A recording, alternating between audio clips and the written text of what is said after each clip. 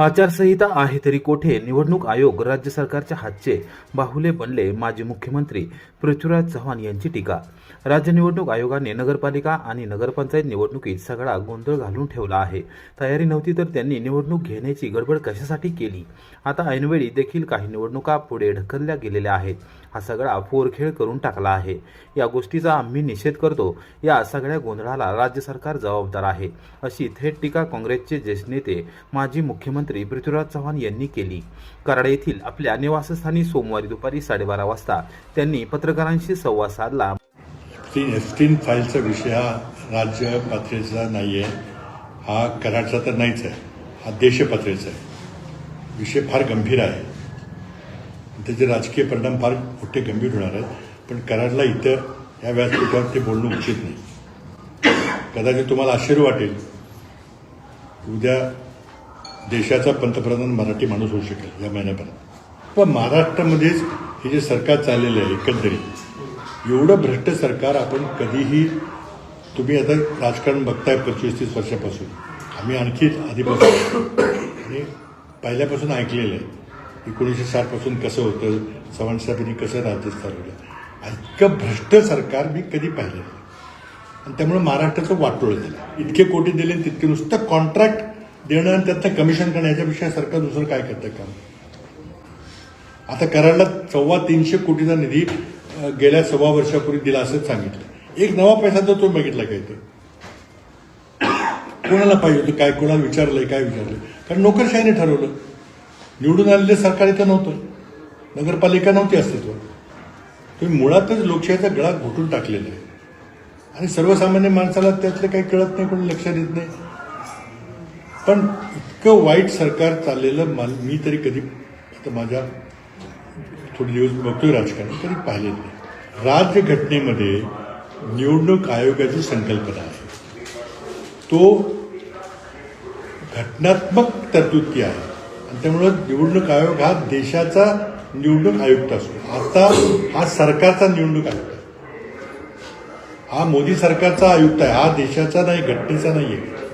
आणि ती आमची प्रमुख मागणी असेल की पुन्हा निवडणूक आयुक्त निवडायचा कायदा पुन्हा बदलला पाहिजे. आता सरकारने ज्या माणसांना नेमलंय ती माणसं सरकारचा निर्णय घेणं, हा सगळ्या निवडणुका चोरलेल्या आहेत भाजप 100%. निवडणूक आयुक्त सुप्रीम कोर्टासारखी किंवा सर्वोच्च न्यायालयासारखी संस्था आहे, ती कुठल्या सरकारची संस्था नाही आहे. सरकार येतं जातं, पण निवडणूक आयोग हा निपक्षपाती त्यांनी निवडणुका लढवायला पाहिजे. लोकशाहीला काही अर्थ नाही.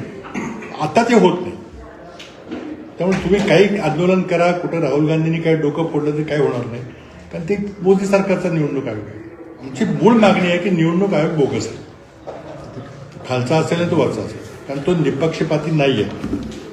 सुप्रीम कोर्टाने आदेश दिले होते की निवडणूक आयोग कसा निवडा म्हणून दिली होती, मोदी सरकारने त्याला ताब्यावर बसवलं.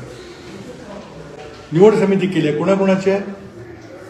एक नरेंद्र मोदी, एक अमित शहा आणि एक विरोधी पक्ष नेते. काय तिथे चालणारे विरोधी पक्ष नेते? तुम्हाला पाहिजे ते माणसं तुम्ही नेमताय. म्हणून निवडणूक प्रक्रिया पारदर्शक नाही आहे. कसली आचारसंहिता घेतली? आज कराड नगरपालिकेमध्ये मताचा रेट काय काढलाय तुम्हाला सगळ्यांना माहिती आहे. ते कुठले पैसे आहेत? तिथे जे 7/12चे पैसे आहेत, सगळे जनतेकडून चोरलेले पैसे आहेत. तुमचं विकास काम कसं होणार?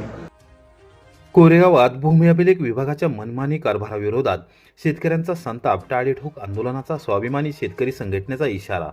कोरेगाव तालुक्यात साखर कारखान्यांचा गळीत हंगाम सुरू होऊन महिनाभर होत आला असताना ऊसतोड झालेल्या शेतकऱ्यांनी शेतमोजणीसाठी भूमी अभिलेख कार्यालयाची धाव घेतली आहे. मात्र कार्यालयातील वर्षानुवर्ष एकाच खुर्चीवर घट्ट बसलेल्या कर्मचाऱ्यांची मक्तेदारी, उद्धट वागणूक आणि मनमानी यामुळे शेतकरी अक्षरशः त्रस्त झाले आहेत.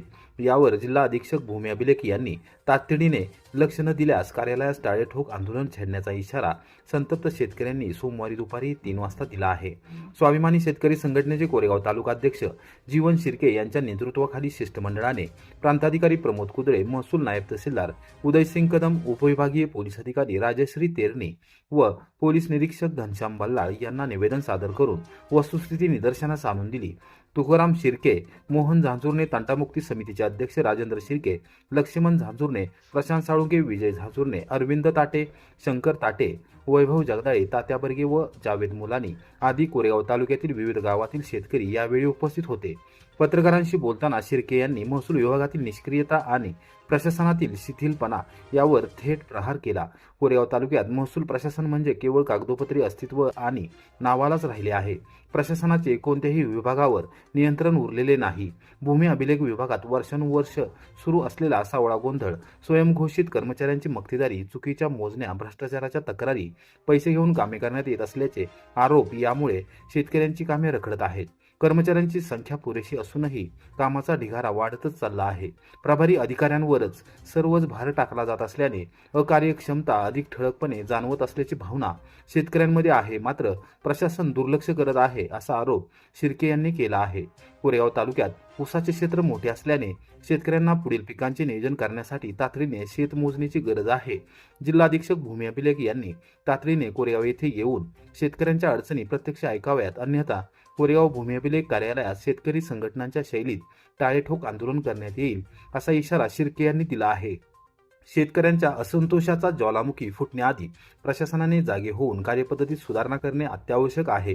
मात्र झोपेची सोंग घेतलेल्या प्रशासनाला कोणताही फरक पडत नाही. त्यामुळे आंदोलन केल्याशिवाय प्रशासन जागे होणार नाही असेही शिर्के यांनी नमूद केले. जीवन शिर्के, स्वाभिमानी शेतकरी संघटना तालुका अध्यक्ष, आज आपल्या कोरेगाव भूमी अभिलेख कार्यालय या ठिकाणी शेतकऱ्यांच्या विविध मागणीसाठी आज आम्ही निवेदन देण्यासाठी आज या ठिकाणी उपस्थित झालो. कारण म्हणून ते शेतकरी इथं येतात. इथं आल्यानंतर भूमी अभिलेख सांगतं की तुम्ही मोजणीसाठी नकाशे काढा, जे काय कागदपत्रे गरजेचे आहेत त्यासाठी इथं अर्ज देतात. पण इथं भूमी अभिलेख आज परिस्थिती अशी आहे की ते अर्जाची पोचसुद्धा देत नाही. मग त्यांच्याकडे कुठलं रेकॉर्ड राहत नाही. मग आता असं सुद्धा होतं आहे की भ्रष्टाचार जेव्हा येईल, पैसे देईल त्याचं काम लवकर, मग ह्यांच्याकडे ते सुद्धा रेकॉर्ड नाही. आम्ही ही माहिती घेतली की आम्ही पोच कुठली देत नाही.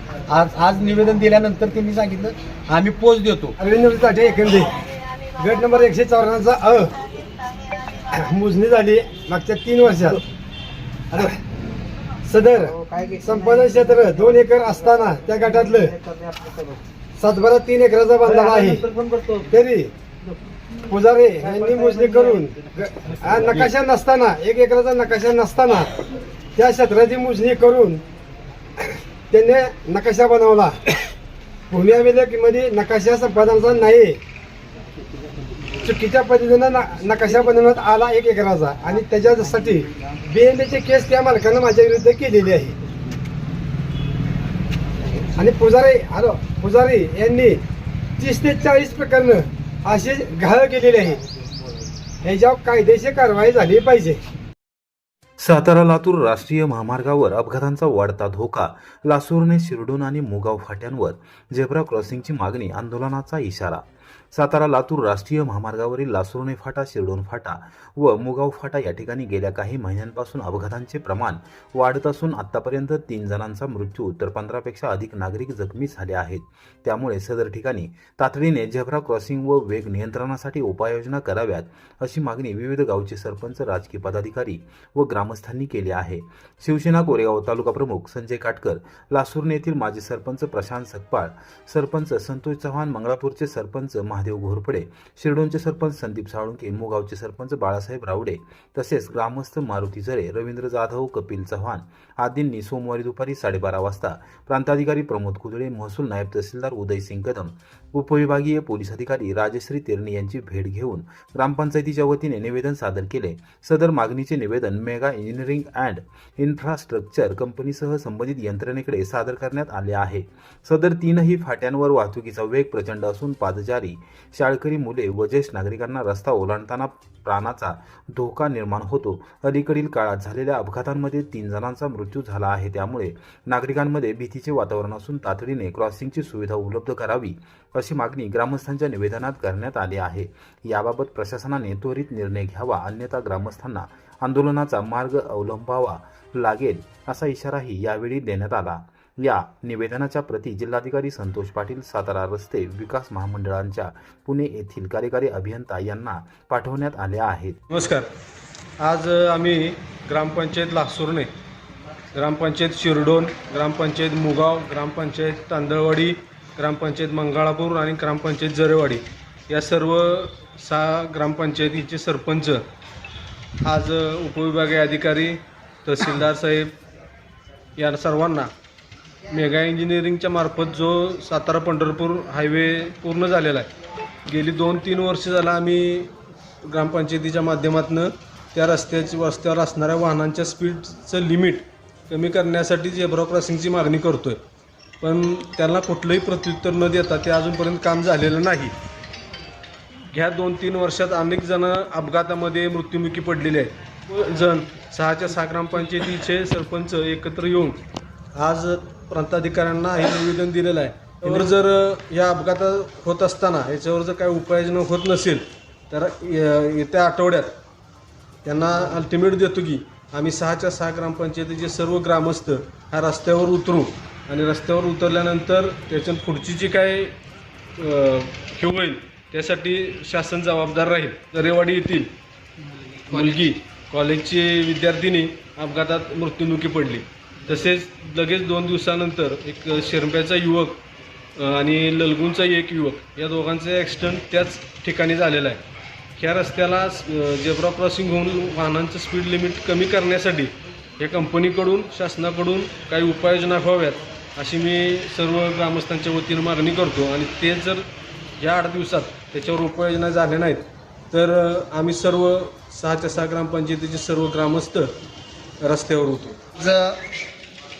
माननीय उपविभागीय अधिकारी कोरेगाव तसेच तहसीलदार साहेब कोरेगाव यांना mega engineering and infrastructure limited या रस्त्याच्या ज्या होणाऱ्या अपघातासंदर्भामध्ये आम्ही निवेदन दिलेलं आहे. या निवेदनामध्ये शिरडोन फाटा, लासुर्णे फाटा, मुगाव फाटा आणि लासुर्णे फाट्याच्या पलीकडच्या बाजूचा अशा पद्धतीनं येणाऱ्या रस्त्यावर झेब्रा क्रॉसिंग टाकण्यासाठी आम्ही विनंती केलेली आहे. मात्र त्याचबरोबर जी होणारी ऊस वाहतुकीमुळं कोंडी त्याच्यावरचा सुद्धा निर्णय त्वरित प्रांतसाहेबांनी घ्यावा, तसेच तहसीलदार साहेबांनी घ्यावा. आज जर हे निवेदन आम्ही वारंवार ही निवेदनं देतो आहे. भविष्यामध्ये सर्व ग्रामस्थ आज आम्ही सरपंच मंडळी या ठिकाणी निवेदन देण्यासाठी आलेलो आहोत. जर काय याच्यावर जर उपाययोजना झाली नाही तर सर्व गावं रस्त्यावर उतरून त्या ठिकाणी रस्ता बंद आंदोलन करण्याच्या सुद्धा आम्ही मागं पुढं पाहणार नाही, हे आम्ही शासनाला सांगत आहोत. कोरेगाव रेल्वे स्थानक बनले गुन्हेगारांचे आश्रयस्थान. अजमेर म्हैसूर एक्सप्रेसमध्ये तब्बल 4.5 लाखांचा ऐवज लुटला. कोरेगाव रेल्वे स्थानक परिसराचा विकास जरी मोठ्या प्रमाणावर करण्यात आला असला तरी प्रत्यक्षात रेल्वे स्थानक गुन्हेगार आणि चोरट्यांसाठी मोठे आश्रयस्थान बनले आहे. लोहमार्ग पोलीस आणि कोरेगाव पोलीस यांच्यातील समन्वयाचा अभाव तसेच गस्ती संबंधी कमालीची बेपर्वाई यामुळे गुन्ह्याच्या मालिका ठप्पपणे सुरू असल्याचे चित्र दिसत आहे. अजमेर म्हैसूर एक्सप्रेसमध्ये 4.5 लाखांचा ऐवज लुटला गेला आहे. याबाबत सोमवारी सकाळी 11 वाजता माहिती मिळाली. रविवारी पहाटे अजमेर म्हैसूर एक्सप्रेसमध्ये प्रवासादरम्यान अज्ञात चोरट्याने तब्बल 4,30,000 किमतीचे सोन्याचे दागिने आणि मोबाईल असा मुद्देमाल लंपास केला. या प्रकरणी मुकेश कुमार ओमप्रकाश सारस्वत वय 47 राहणार नागौर राजस्थान राज्य यांनी मिरज लोहमार्ग पोलीस ठाण्यात फिर्याद दिली आहे. ते कुटुंबासह लग्नकार्यासाठी इचलकरंजीला आले होते. प्रवासादरम्यान पत्नीच्या पर्समध्ये ठेवलेले 5 तोळ्यांचे मंगळसूत्र, 7 अंगठ्या, 2 तोळ्याची रुद्राक्ष माळ, अंगठी, नथ, मोबाईल फोन असा ऐवज चोरीस गेल्याचे निदर्शनास आले. चोरीची घटना कोरेगाव रेल्वे स्थानक परिसरात उघडकीस आल्यानंतरही स्थानिक पोलीस ठाण्याच्या गुन्हे प्रकटीकरण शाखेची गस्त व हस्तक्षेप अत्यल्प असल्याचे स्थानिक नागरिकांचे म्हणणे आहे. अलीकडेच देशी दारूच्या 3 अड्ड्यांवर छापे टाकून काही क्वार्टर जप्त करण्यात आले असल्या तरी तिन्ही कारवाई एकाच पथकाद्वारे केल्याने गुन्हेगारीवर प्रभावी नियंत्रण झालेले नाही.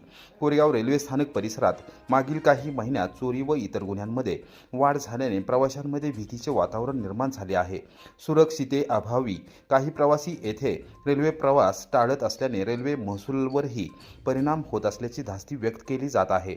लोहमार्ग विभागात पूर्वी उल्लेखनीय कामगिरी केलेल्या साताऱ्याचे पोलीस अधीक्षक तुषार दोशी यांनी याबाबत तातडीने हस्तक्षेप करून कोरेगाव पोलीस निरीक्षक घनश्याम बल्लाळ यांना प्रभावी कारवाईचे आदेश द्यावेत. रेल्वे स्थानक परिसरातील गुन्हेगारी मोडीत काढावी अशी मागणी प्रवासी व स्थानिक नागरिकांमधून होत आहे.